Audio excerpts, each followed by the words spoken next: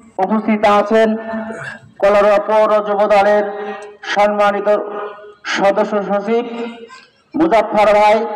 উপস্থিত আছেন পৌর যুব দলের সম্মানিত সহসভাপতি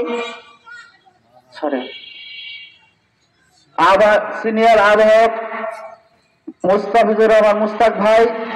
উপস্থিত আছেন জিকু ভাই এবং পৌর যুব দলের যুগ্ম আহ্বায়ক আমার বন্ধুবর বাবু, সবুজ,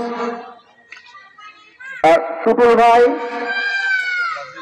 রাজীব এবং ওয়াব ভাই সহ আমার ওয়ার্ডের ছোট বড় আমার প্রাণপ্রিয় মুরব্বী এবং যুব দলের সহ অন্য সংগঠনের নেতৃবৃন্দ সকলকে জানাই আমি আমার পক্ষ থেকে আসসালামু আলাইকুম। আপনারা জানেন দীর্ঘদিন যাবৎ আমরা অনেক নির্যাতিত, আর এই নির্যাতনের পরে আজকে আপনাদের নিয়ে সুসংগঠিত করার জন্য এবং সুন্দর পরিবেশে রাজনীতি করার জন্য আপনাদেরকে একত্রিত করা হয়েছে।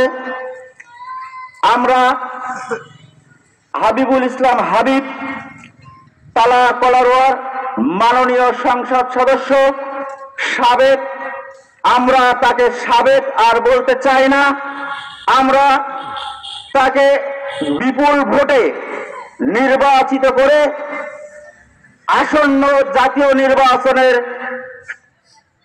এমপি হিসাবে দেখতে চাই। এই লক্ষ্যে আমাদের সবাইকে কাজ করতে হবে একত্রবদ্ধভাবে এবং দুর্নীতি, চাঁদাবাজি, মারামারি, কাটাকাটি করে নয়, ভালোবাসা দিয়ে মানুষের মন জয় করতে হবে। এবং আমাদের যুবদল মারামারি, হানাহানি, কাটাকাটি চায় না, ভালোবাসা দিয়েই কর্মী নিয়ে আসবে এই দলে এবং হাবিবুল ইসলাম হাবিবকে এমপি বানিয়ে তালা টোটাল সাতক্ষীরা জেলা এবং দক্ষিণবঙ্গের মন্ত্রী হিসাবে আমরা তাকে সংসদে নিয়ে যাব।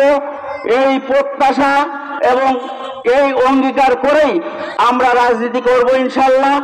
সাথে সাথে আমার বন্ধুবর সদ্য সাবেক সাধারণ সম্পাদক সাতক্ষীরা জেলা ছাত্র দল মমতাজুল ইসলাম চন্দন, এখন তার ছাত্র দলের শেষ, আমরা তার সাতক্ষীরা জেলা যুব দলের সাধারণ সম্পাদক হিসাবে আমরা পেতে চাই। আমরা যদি তাকে সাধারণ সম্পাদক হিসাবে সাতক্ষীরা জেলায় পাই, আমাদের তালা কলারোয়া তথা পাটকেলঘাটা শুধু তাই নাই, সাতক্ষীরা জেলায় আমাদের একটা ঐতিহ্য থাকবে কলারোয়া। এখনো যেমন সাতক্ষীরায় টোটাল সাতক্ষীরা জেলায় হিসাব করলে কলারোয়া নেতৃবৃন্দর একটা হিসাব হয়।